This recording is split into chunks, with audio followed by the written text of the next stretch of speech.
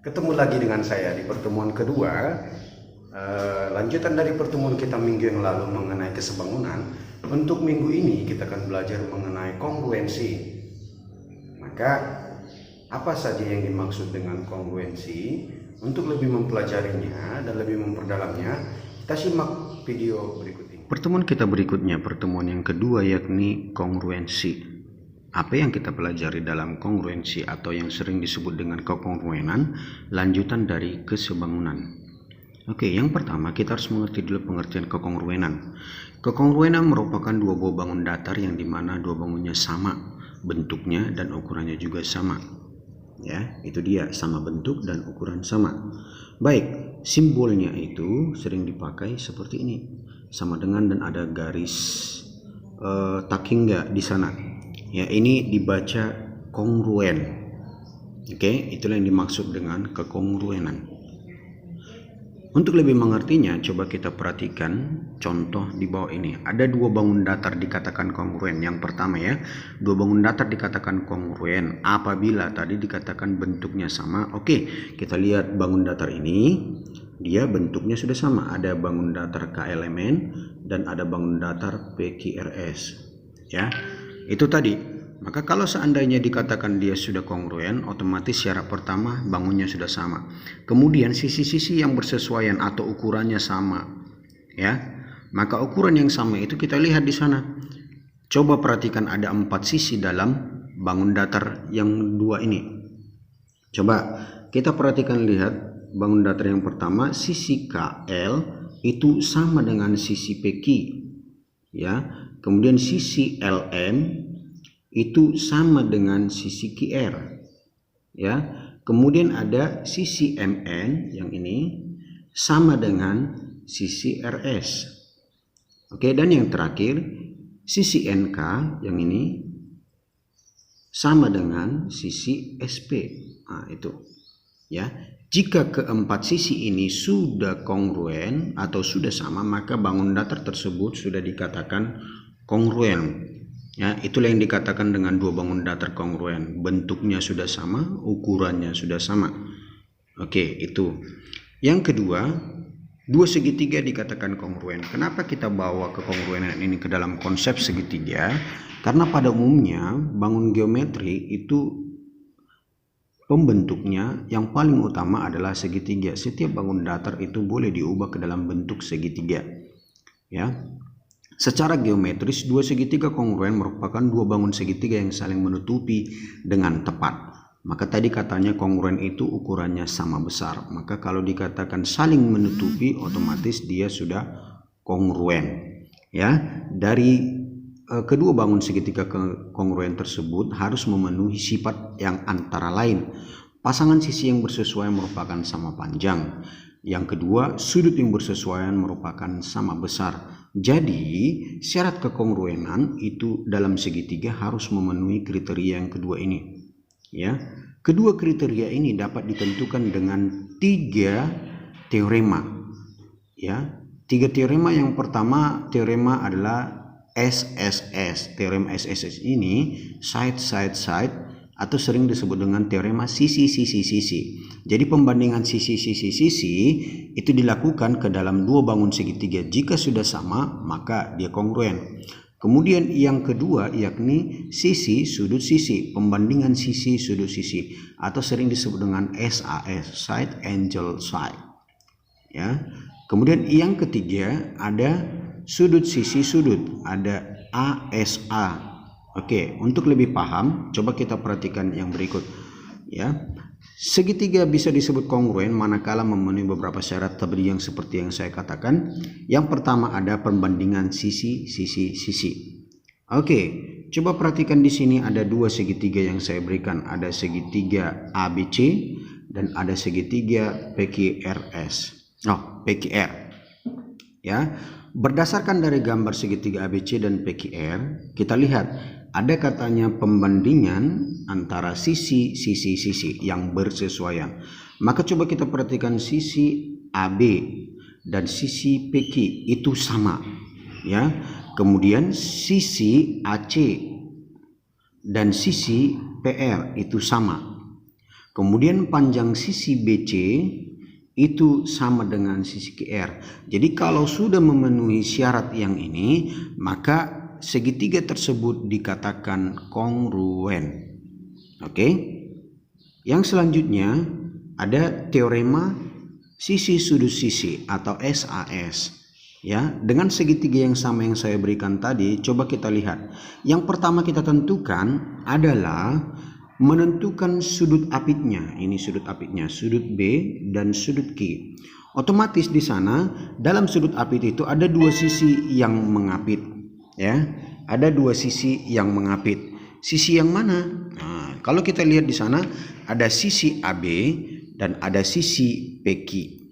Ya, sisi AB dan sisi PQ. Kemudian ada sisi BC dan sisi QR. Sudut yang diapit adalah sudut B dan sudut Q. Maka berdasarkan dia pembandingan sisi sudut sisi, otomatis kita ketahui bahwa yang pertama adalah AB yang ini sama dengan PQ. Ya. Kemudian sudut B sama dengan sudut Q. Kemudian sisi BC sama dengan sisi QR. Dari sana kalau kita sudah bisa membuktikan bahwa kesesuaian itu sama besar dari sisi sudut sisi, maka dua segitiga tersebut dikatakan kongruen. Oke, yang ketiga ada teorema sudut sisi sudut. Oke, sudut sisi sudut kita perhatikan dari dua segitiga yang Bapak berikan, yakni segitiga ABC dan segitiga PQR. Yang pertama kita harus tentukan dulu sudut yang mengapit, ya, yakni sudut A dan sudut C mengapit sisi AC yang ini, ya. Kemudian sudut P dan sudut R mengapit sisi PR. Oke, kita perhatikan di sana bahwa sudut A yang ini, sudut A sama dengan sudut P. Oke, kemudian sisi AC sama dengan sisi PR. Kemudian sudut Q, ya, sama dengan, itu bukan sudut Q, ya, sudut C. Ini sudut C sama dengan sudut R. Nah, itu dia, ya. Maka kalau sudah memenuhi kriteria tersebut, otomatis dia sudah dikatakan kongruen. Oke. Kesimpulan, dua bangun datar dikatakan persis, itu sama persis, itu sebagai kongruen, namun secara formal harus memenuhi kriteria sebagai berikut. Ini sudut harus sama besar dan sisi yang bersesuaian sama panjang, baru dikatakan dia kongruen, ya. Itu baik. Kalau kita perhatikan antara kesebangunan dan kongruen, apa sih perbedaannya? Kemungkinan ada beberapa hal mendasar yang bisa membedakannya. Coba kita perhatikan. Bangun kongruen jika sisi bersesuaian harus sama panjang, sementara kalau dikatakan sebangun apabila perbandingan sisi yang bersesuaian sama besar. Sehingga dapat kita simpulkan bahwa seluruh bangun yang kongruen merupakan sebangun. Akan tetapi yang sebangun belum tentu kongruen. Inti dari pembicaraannya adalah ini. Perbedaan antara kongruen dan sebangun, ya. Itu dia. Baik, sebagai contoh soal penggunaan kesebangunan dan kongruen, saya berikan soal di sana, yakni Gilang memiliki tinggi badan 150 cm. Gilang kemudian berdiri pada titik yang memiliki jarak 10 meter dari suatu gedung. Ya, ujung bayangan dari Gilang berimpit dengan ujung bayangan gedung. Ya, jika panjang bayangan Febri 4, yaitu 4 meter, maka tinggi gedung tersebut berapa? Ya, coba kita perhatikan pemecahannya. Di sini kita lihat gedung, ya. Yang mau ditanya adalah tinggi gedung. Oke. Nah, di sana ada Febri, kemudian ada Gilang. Oke. Baik. Kalau seandainya kita perhatikan gambar yang diberikan, maka jarak antara Gilang dan Febri itu 4 meter dan jarak Febri ke gedung itu 10 meter. Maka di sana kita perhatikan jarak antara Gilang dan gedung 14 meter, ya, bukan sentimeter, 14 meter. Maka kita peroleh dengan pembandingan segitiga yang kita tahu adalah kalau dia segitiga, kalau kita perhatikan antara segitiga ABE dan segitiga ACD, ya. ABE dan segitiga ACD itu dikatakan sebangun karena apa? Di sana ada perbandingan yang bersesuaian.